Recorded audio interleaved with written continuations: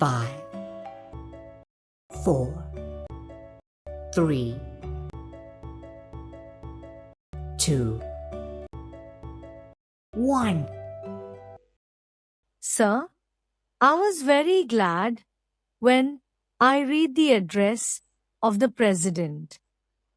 He said that this government is very seriously considering to establish immediately the institutions of Lokpal and Lokayukta.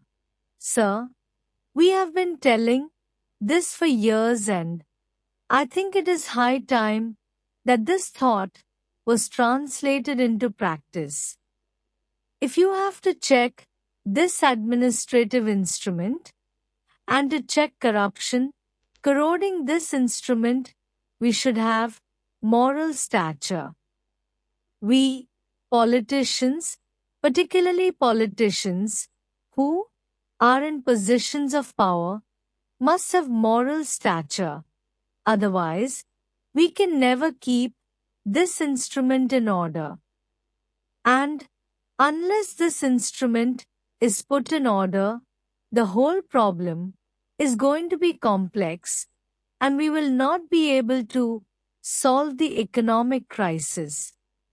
Sir, one more aspect I would like to touch, and that is regarding education.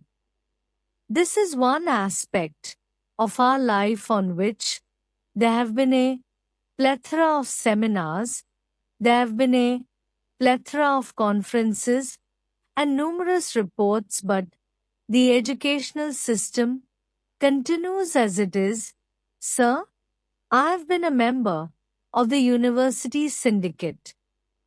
We are spending crores and crores of rupees on producing graduates and postgraduates and PhD, thousands and thousands of them. For what purpose? What is the plan? What do you want them in this country? What is happening? We are just preparing fodder for all types of agitations, good, bad and indifferent. I think all of us know that some of the postgraduates have become Naxalites. Why? They are extremely frustrated. It is a national waste. And what is it that we are getting by spending crores of rupees? Should we not look into this problem? Sir, I would prefer if the government can close down all these colleges for, say, 10 years, which would perhaps be more useful for this country. Let them train people for some independent living. Let us train them to make a living instead of making them graduates and postgraduates with no goal of life, with no practical knowledge, making them absolutely frustrated and desperate. The third important thing which I would like to touch upon is the problem of soil erosion. I am sorry, people are not realizing the dangers. People have been writing articles on soil erosion. Recently, I happened to meet a scientist on soil erosion. I do not know whether it is an exaggeration, but still what he said was that soil erosion is taking place at such an alarming rate that within 15 to 20 years, the Bhakra Nangal Dam will be completely silted up. Forests are being destroyed. Is the government thinking about this? When forests are being destroyed, the climate is changing. There is imbalance in rainfall. There is drought or there is flood. This is upsetting the economy because our entire economy depends on monsoon. forests are being destroyed. Unless this problem is attended to, we will not be able to achieve the socio-economic objectives of the 12th plan.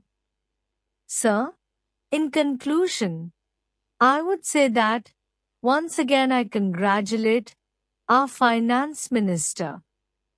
He has said at the end in the first part of his speech that the government is resolved to eliminate smuggling, black marketing, tax evasion and various other things. Sir, the extent of tax evasion in this country and the extent of tax arrears in this country, are they not a blot on the tax administration? A few years ago, 15 years ago, we used to say that the income tax officer was an unapproachable person. Today, he is the most flexible and the most easily manipulated person. How much money is being evaded?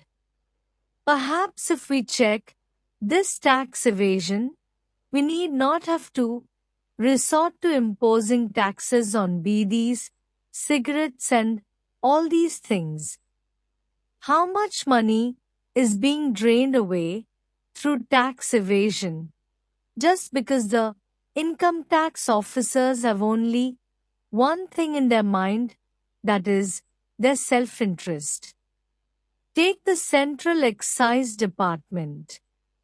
Sir, if the collector of Central Excises has to get a regular amount of money from each circle, then what is the Central Excise Department for? Should we not do something about this? The Finance Minister, in his speech, has discounted the prophecies of doom. But the budget alone cannot work miracles. The budget alone cannot solve the socio-economic problems. Unless these steps are taken, prophecies of doom may after all come true. Sir, it will be a repetition on my part if I refer to some of the causes that have led the economic situation to this crisis. It is worthwhile to remember them to appreciate the budget proposals that have been presented by the Honorable Finance Minister. Sir, the budget should not only indicate the revenue, receipts and expenditure, but it should also take into account our past performance and our areas of inadequacies, and it should project the future program to achieve our socio-economic goals. An efficient budget is that which does not raise the cost of living of the masses.